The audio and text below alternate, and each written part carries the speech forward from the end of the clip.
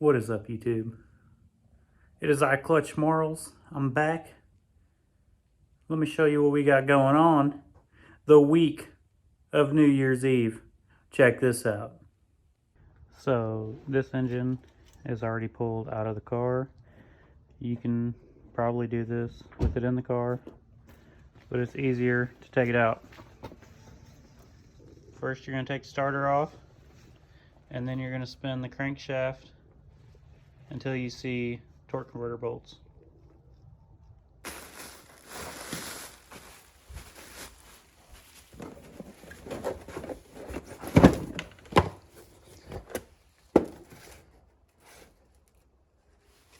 Oh yeah, we got 2 magnets of the same. Aww.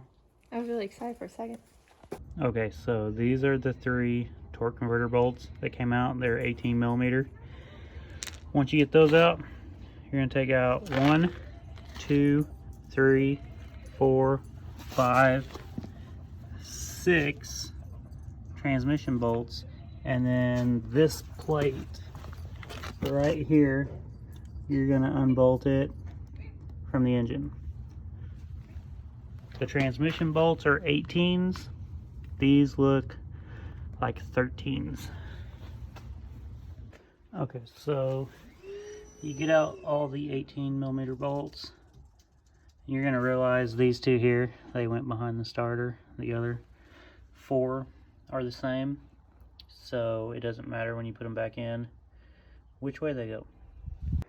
Now, once you get all the bolts out, I usually grab a little hammer like this and just, she pops right off there. And then put a pry bar in, or a pickle fork, and just pry them apart. Now, if your engine is good, put a block of wood on there before you hit it.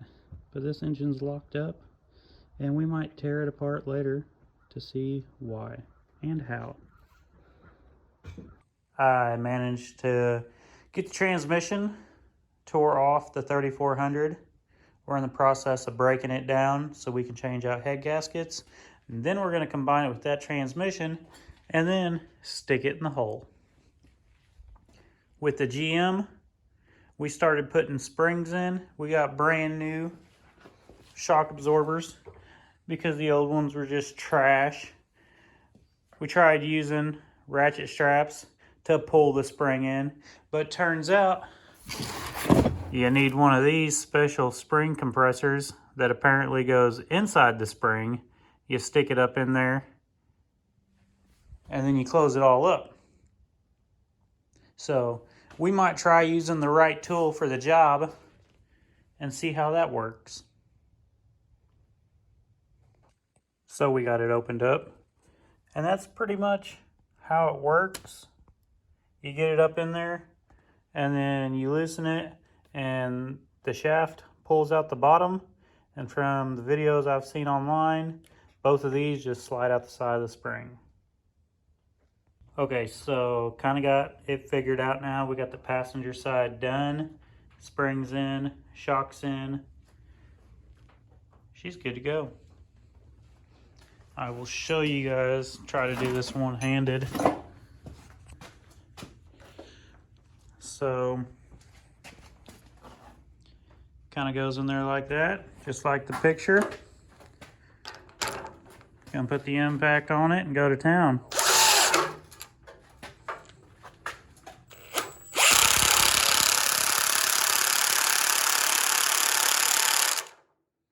And you keep doing that till it gets really small, and then you just shove it up in there.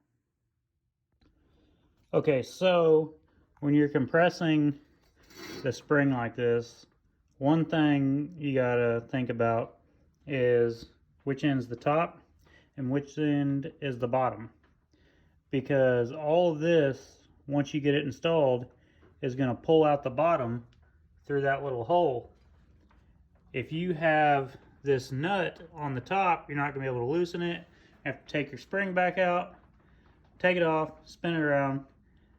I've done that once, and that was enough to know you don't want to do that. I just want to state that I'm not a professional. I do not know what I'm doing, so don't watch this video thinking it's going to show you how to put shocks in the front of a car. I don't know what I'm doing. So, I got the spring up in there. You start pushing up on the A-arm, and then the car starts coming off the jack stands. So, you know, then I just get a come along, and I just come along it to the bumper, lift it up enough. I got the nut on, and now we take it all apart and we can stick the shock up through there. Okay, so when I got this engine, I was told that they believed it ran, and in the process of stripping it down, we found spark plug wires that were taped together, like spliced and taped together. I haven't heard this engine run. There have been numerous spark plug wires break off while we were taking the spark plug wires off. While trying to take the fuel rail out, I had multiple injectors break. So I'm gonna say she wasn't running before, but we're tearing down into the engine. I've seen worse. We should be able to make this girl run.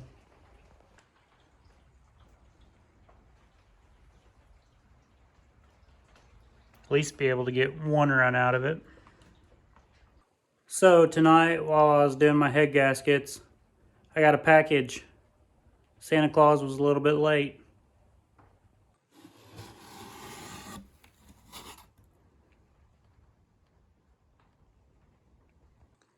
So these will not be going on my 3400, but yet a Chevy 350 that we're gonna put in the GM. So that was my week. I put springs and shocks in the front of the GM. We got the 3400 tore down, head gaskets, threw it back together halfway, started welding some doors up on the GM. And if my video seems like it's all out of order, no, that's how my fucking brain works. Like, I'll start working on my mini mod, and when my ADD kicks in and I get bored, I turn around and I work on the GM, and then when I get bored, I turn back around and I work on the mini again. So that's just my life. I'm finding it really great to build two cars at once because I don't get bored, and when I do, I don't lose progress. I keep moving forward, whether it's working on one car or the other. I just keep swapping back and forth. Today, I'm hauling off a van, and then I'm gonna celebrate New Year's. So, thank you guys for following me. Hit the like button, hit subscribe, tell your friends. Have a happy new year, because we doing it again in 2022.